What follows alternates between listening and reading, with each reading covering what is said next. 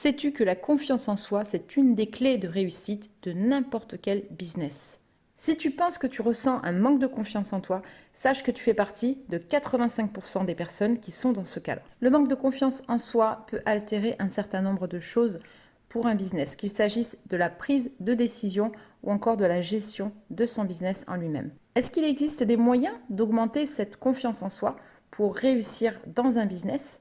Eh bien, c'est ce que nous allons voir dans cette vidéo. Donc, je te propose de rester jusqu'à la fin de cette vidéo pour découvrir 4 moyens efficaces pour développer la confiance en soi et réussir dans son business, quel qu'il soit. Salut, c'est Sarah de Business Passion Cuisine. Si tu ne me connais pas encore, j'accompagne de nombreux passionnés de cuisine dans le lancement et le développement de leur activité autour de leur passion pour la cuisine, pour la pâtisserie ou encore d'autres activités culinaires. Dans cette vidéo, j'ai envie d'évoquer 2 choses importantes qui, pour moi, jouent un rôle primordial dans la réussite ou l'échec d'un business. Il s'agit de l'estime de soi et de la confiance en soi. Je sais que trouver suffisamment de confiance en soi et la maintenir, mais aussi développer l'estime de soi, sont 2 choses qui influent largement auprès des personnes créatives. On a tendance à laisser le syndrome de l'imposteur limiter notre potentiel maximum et tout simplement nous bloquer dans nos actions. J'ai eu l'occasion de rencontrer dans mon entourage professionnel quelques personnes pour qui la confiance en soi était quelque chose d'inné. Et ça se voit, ça se ressent dans leurs actions, ça se ressent dans leur réussite professionnelle. Mais j'ai aussi connu quelques personnes qui avaient un vrai manque de confiance et malheureusement, qu'il s'agisse de la vie professionnelle ou encore dans leur vie personnelle, ça crée vraiment des confusions importantes et ça crée un malaise constant chez ces personnes dans toutes les actions qu'ils souhaitent entreprendre, dans leur positionnement également vis-à-vis d'autrui, vis-à-vis de leur famille, de leur entourage ou dans leur milieu professionnel. Et c'est quelque chose qui malheureusement touche beaucoup plus de personnes qu'on ne le pense. Et j'ai d'ailleurs été moi-même dans cette situation-là il y a quelques années, mais avec le recul et avec l'expérience, j'ai réussi depuis quelques temps maintenant à garder cette estime de moi et garder une bonne confiance en moi qui me permet d'avancer dans toutes mes actions et dans tout ce que j'entreprends. Qu'il s'agisse d'un point de vue personnel ou professionnel, je peux vous assurer que dans certaines situations que j'ai vécues récemment,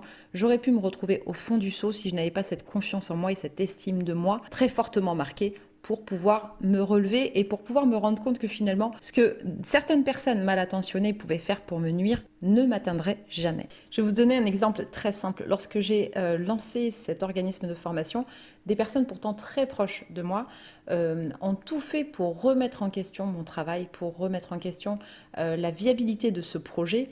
Et c'était assez difficile à vivre puisque en réalité, je faisais ça par amour de ce que je faisais, par amour de transmettre mes connaissances ou d'accompagner. Et finalement, je me suis mise à me remettre en question, tout simplement sur les dires de quelques personnes qui ne croyaient pas en mon projet. Et finalement, j'ai pu, grâce à cette estime de moi et à cette confiance que j'avais, continuer dans cette lancée et continuer à développer cette activité de formation et de coaching.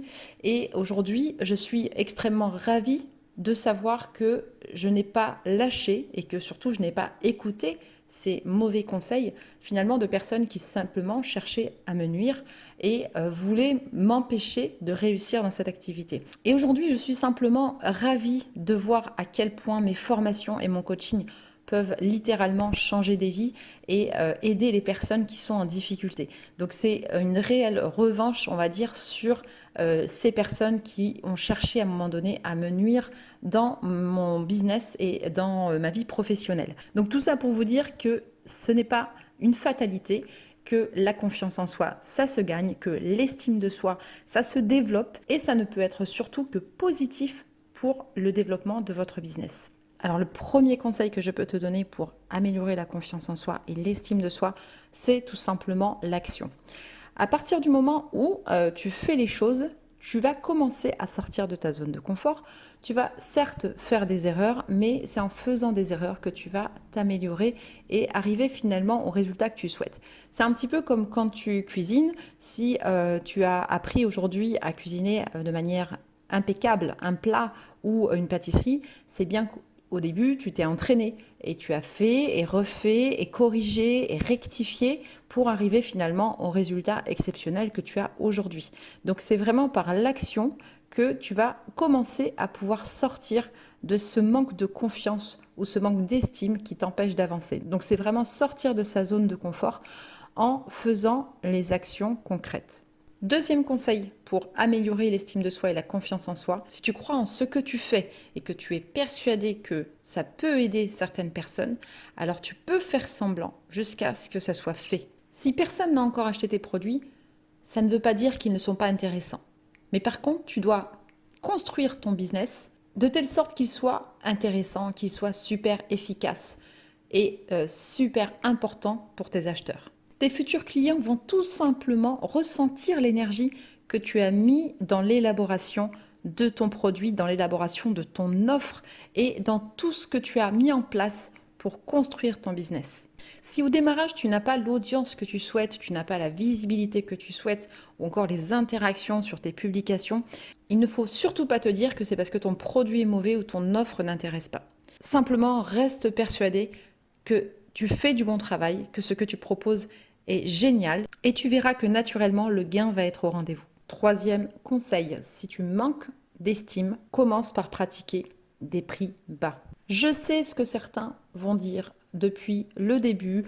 On parle d'appliquer des tarifs élevés, des tarifs à la hauteur de ce que tu proposes.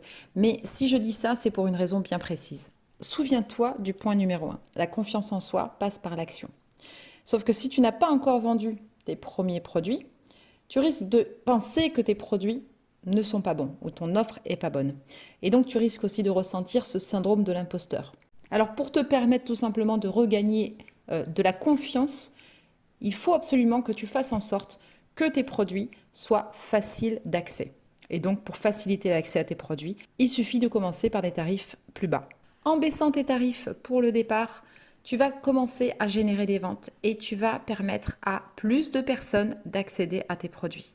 Si tu te mets à la place de ton client, est-ce que tu penses que tu achèterais facilement un produit d'une personne qui n'a zéro avis, qui n'a zéro retour client, qui n'a zéro visibilité, même s'il s'agit des mêmes produits? Effectivement, je ne pense pas que tu achèterais ces produits.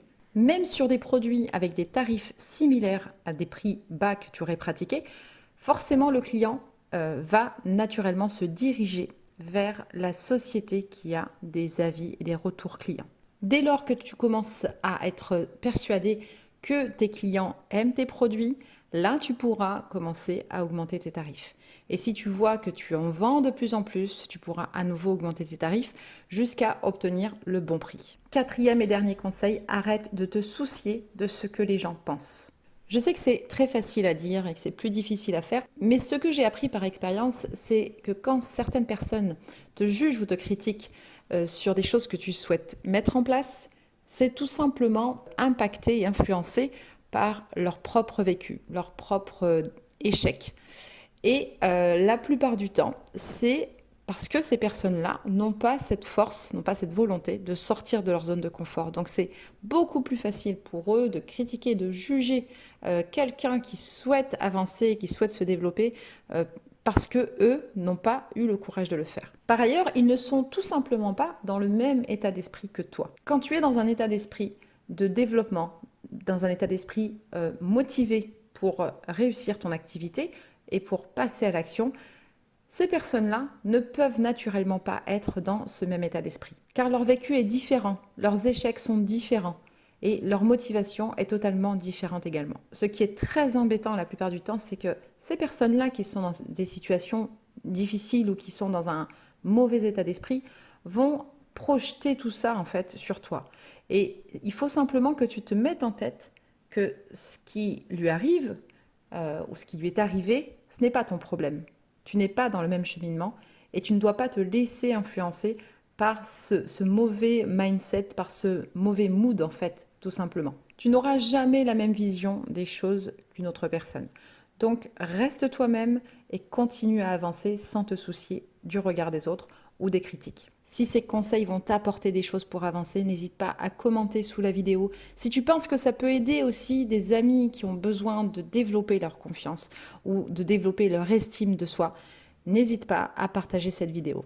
Je te rappelle que tu as la possibilité également de demander gratuitement ton e-book sur les secrets de réussite d'un business cuisine en ligne, mais aussi cette formation gratuite qui te permet d'avancer dans le lancement de ton projet et qui te permet surtout de mettre en place les étapes une à une pour démarrer ton activité. Tous les éléments sont en description sous la vidéo. Je te dis à très vite pour de nouveaux conseils et n'oublie pas, l'argent ne fait pas le bonheur, mais le bonheur c'est de vivre de sa passion pour la cuisine.